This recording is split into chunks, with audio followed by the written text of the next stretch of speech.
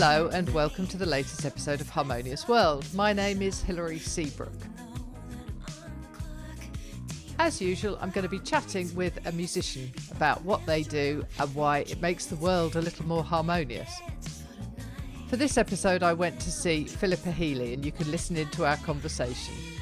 What you're listening to now is I Used to Be Fun. She's got a very interesting story to tell, and I hope you enjoy listening in to our conversation.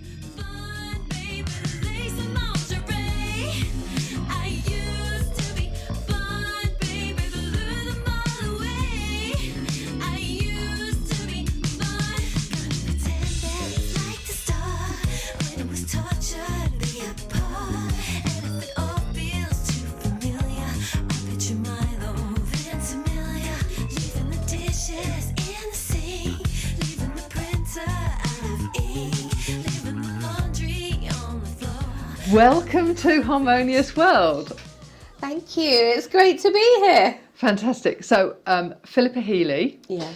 And how I came to know you is a very strange story involving your young son, who I happen to teach in my other existence. So, but he's very proud of you, which is lovely.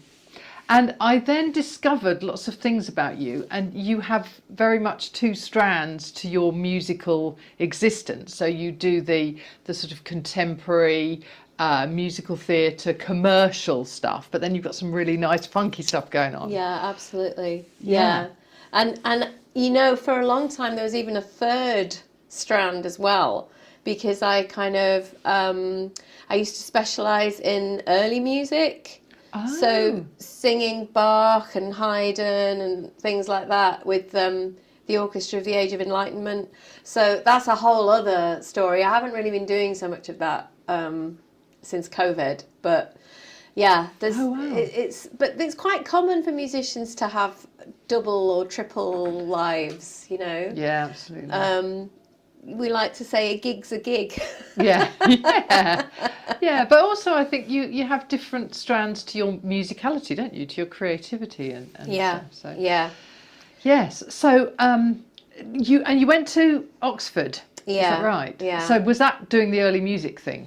That was where the early music really started to take off. Yes, because there were a lot of. I'm sure they wouldn't mind me saying this. There are a lot of quite geeky people there who are really into that sort of genre. Yeah. And I did make a lot of connections with early music people, sort of rising stars of early music, I guess, because they've all gone on to be huge names in that industry. So that was fun. And I did really enjoy it at the time. But I have to say the course was actually a bit dry for me, if I'm honest.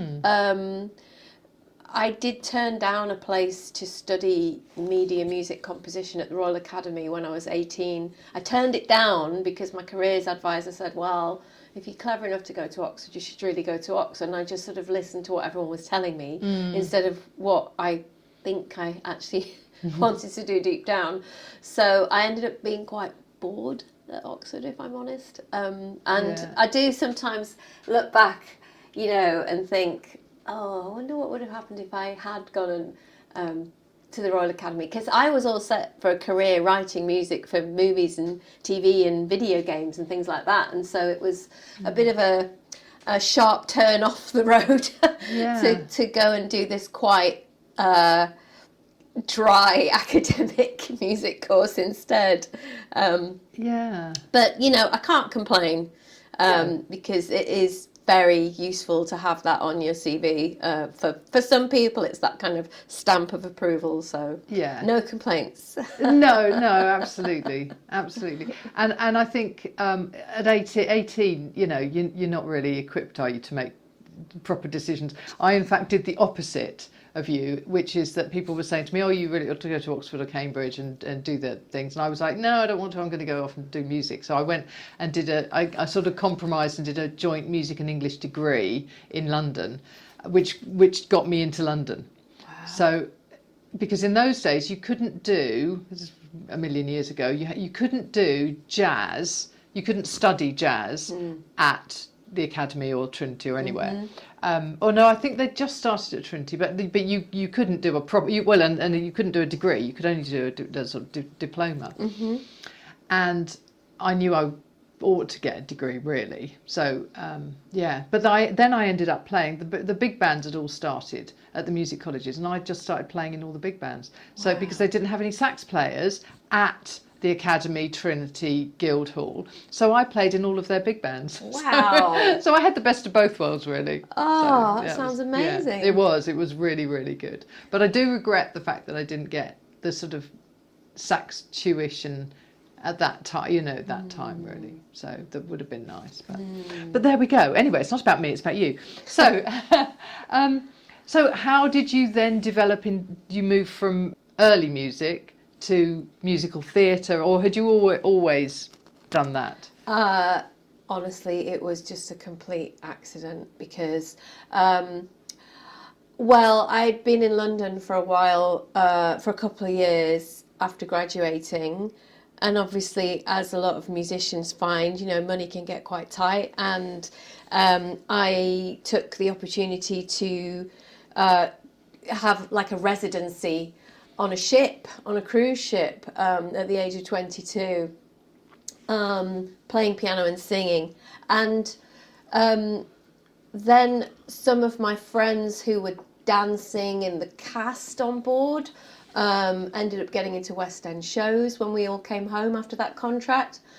And I just sort of thought, I could have a go at that, I guess. And it was so random that it ended up in several newspapers, because basically, without sounding like I'm blowing my own trumpet or anything, I did kind of waltz into this open audition, and I must have been just what they were looking for, because they actually cast me in the lead role, even though I'd never done a show before. It was a musical theatre version of Tess of the D'Urbervilles. Gosh. And it didn't do well at all, unfortunately, but it definitely got my foot in the door.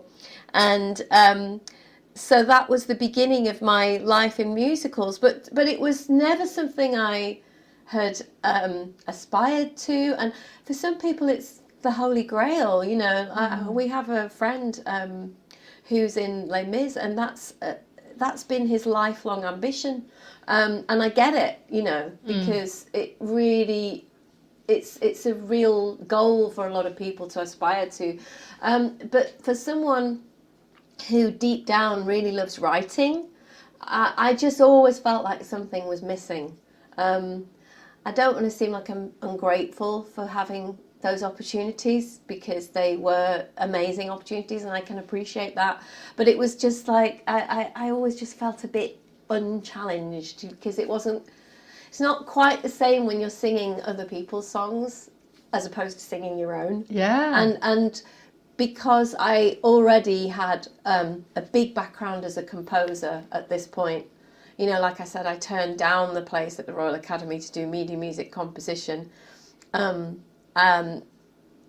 It just felt like I wasn't quite using my true passion, really, I suppose.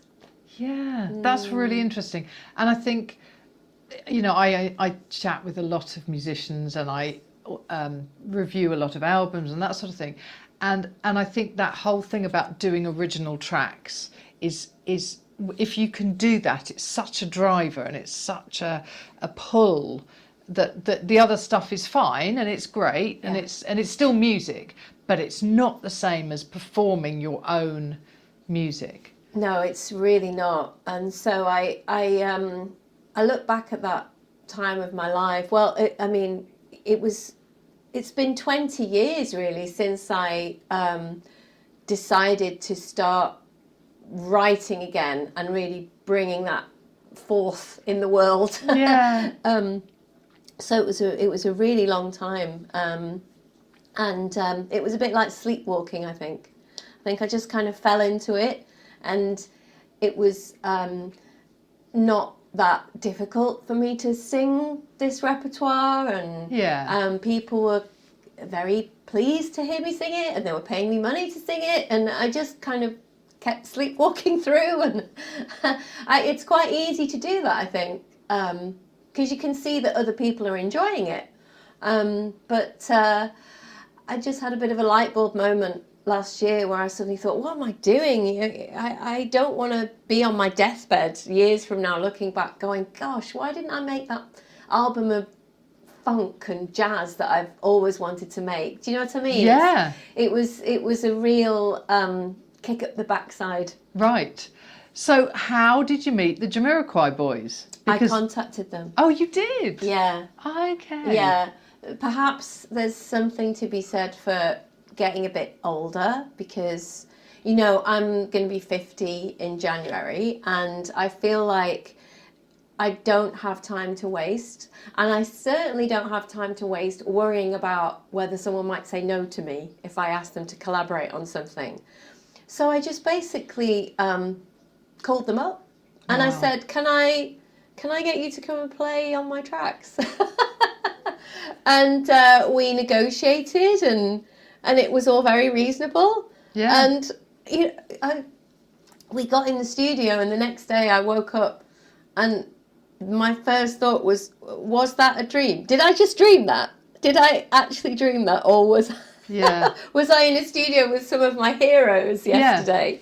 Yeah. But they're amazing guys. They're so funky. It's just incredible. And they're going to be working with me again some more next year. So I'm massively, massively excited, because I've been a huge fan of Jamiroquai. Yeah. Right from day one. Yeah. Back in the early 90s. Yeah, well, JK is amazing, isn't he? He's an amazing singer, but the whole band, it's like, you know, it's like Snarky Puppy and Trombone Shorty, and, you know, these bands that just they just groove, they just funk, and it's just amazing. So yeah, absolutely. Well, good for you for having the you know, the guts to do that. Yeah. Fantastic. Yeah. Well, like I said, I think it's easy to talk yourself out of it, isn't it? In theory, but I just thought I won't know unless I try. And the worst that they could do is just write back and say no thanks. Yeah. But if I don't try, I'm just so glad I did, honestly. Yeah. If they send me a message or something on my phone, I kind of show Nick, I'm like, look. Yeah. I can't believe these guys are in my phone. Yeah. So where did you record? So we had a day at the legendary Fish Factory Studios in London, which is, the Jamiroquai guys know it very well, and it's an amazing space. But also the guitar track with Rob Harris, who of course is the guitarist with Jamiroquai. I actually ended up going to his house. Right. And we did it because he has a home studio. So we recorded the guitar tracks there. I mean, that was surreal, you know. Yeah. Yeah, but I'd already done the vocal. Well, I'd already done the backing vocals and the keys on a ship cabin. Oh, right. That's the beauty of having a MIDI keyboard with you these days. Yes. So that was all done. But yeah, I'm so excited to do some more projects with them next year, because they are amazing. Yeah. So they're all the tracks are written by you. Yeah. That's amazing. Yeah.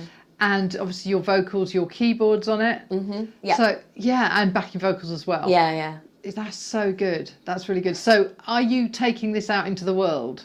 Yeah, I mean, nobody's heard of me at this point, so my numbers, despite what my son says about being famous, bless him, nobody's really heard of me at this point, because I've just been kind of hiding away singing other people's songs for years and years, decades, literally.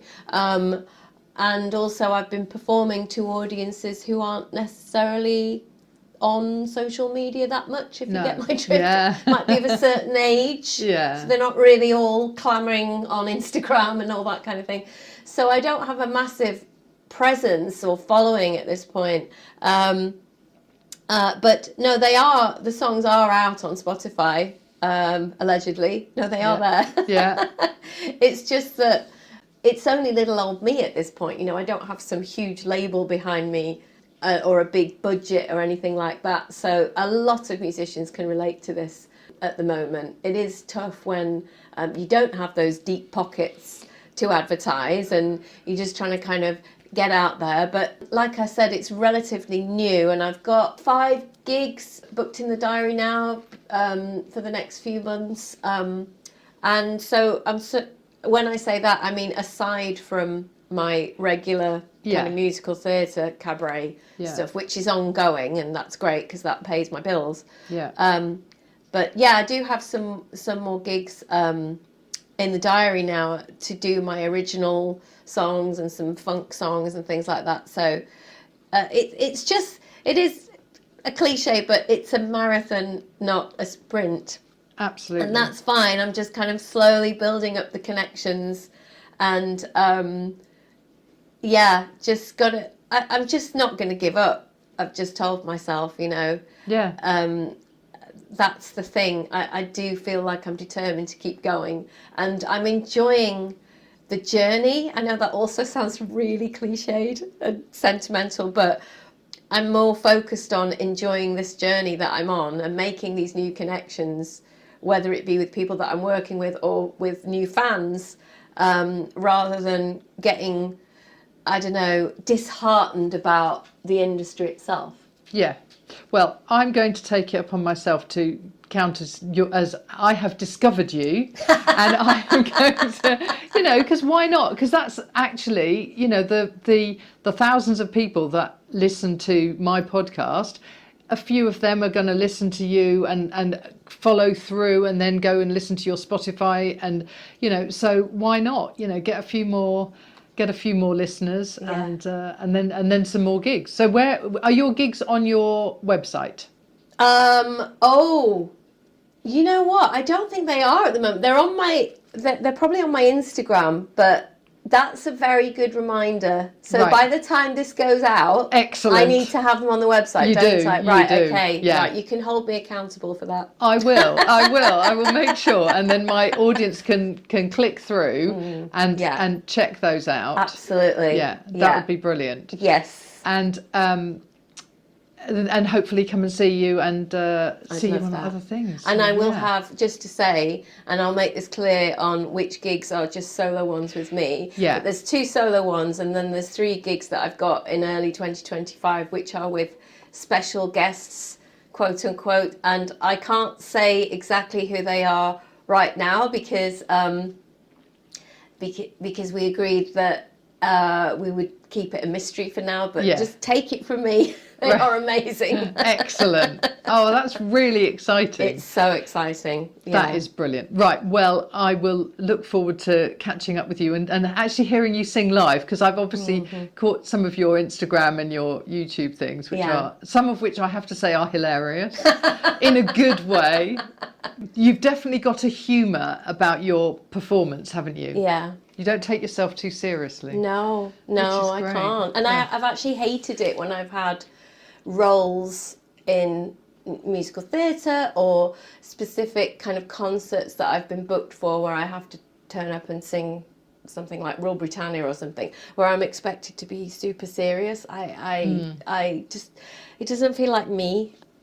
I'm at risk of sounding like David Brent from The Office right now, because if I'm talking about how important my humour is and everything, but it those parts of yourself that feel like you are being you, we've all got those parts of ourselves, and when we're not allowed to kind of express that, our most authentic self, it can feel, it just feels quite painful and a bit soul destroying. So yeah, it's fun to make those videos. Yeah. Plus, let's face it, I'm not some kind of slinky 18-year-old who can just kind of come onto the screen and look amazing. Like, I have to have a bit more to offer than that. So I've actually got to put my personality into it, because I definitely can't rely on my looks these days. Oh, I don't know. I think you look great in those videos. Well, so, I feel good. Don't get me wrong. I feel good, but there's a difference between being some kind of little Barbie doll at Yeah. 18 and, Oh, sure. and you know, Yeah. those days are gone. Yeah, no, absolutely, absolutely. But you can be yourself, and that's Yes. better. Yeah. So Yeah. good. Well, I am definitely going to put the links in the show notes so that people can follow you Thank you. and watch this space. Thank you so much, and thank you for having me. My pleasure.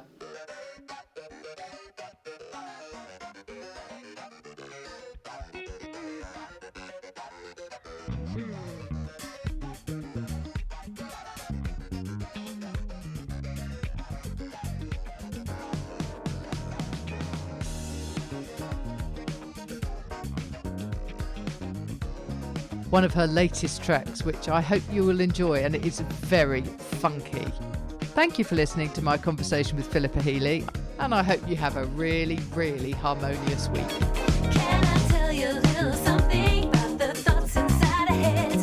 Some are angels, some are demons, some of them hanging by a thread. There's a force that can take you over, spinning constantly inside. Feel like you're always treading water, just to cling onto what's right.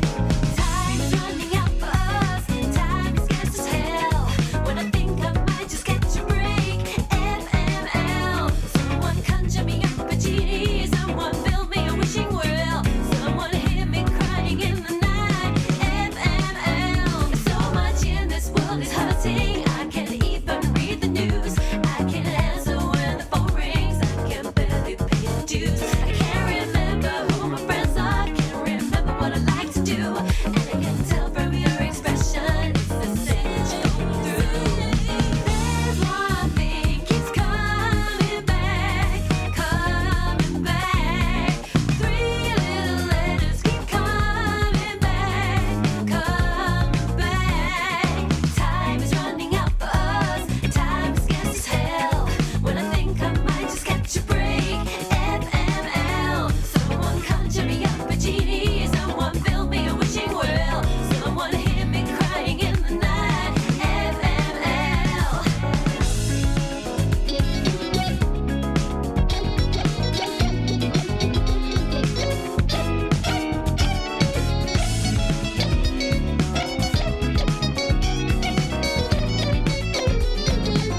I feel like everyone's too busy, feel like nobody has the time.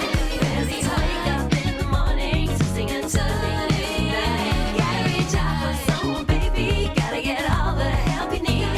All this crazy life will crush you till you bruise and bleed. There's one thing keeps coming back, coming back. Three little letters keep coming back, coming back. Time's running out for us, time is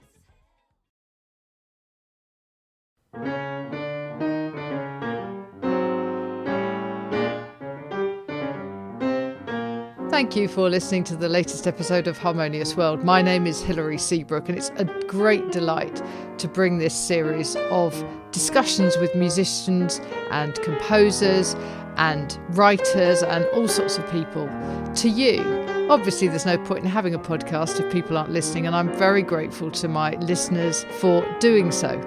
Thanks also to Joe English for composing and performing this new theme tune.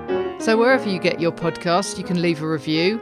You can share this with your friends and family, either as a link or on social media and that sort of thing. I'd be really grateful for that. Don't forget that you can subscribe now. There's a link wherever you get your podcasts. So have a great week, and please remember why I started this, which is just to try and make the world a little more harmonious. Thanks for listening to Harmonious World.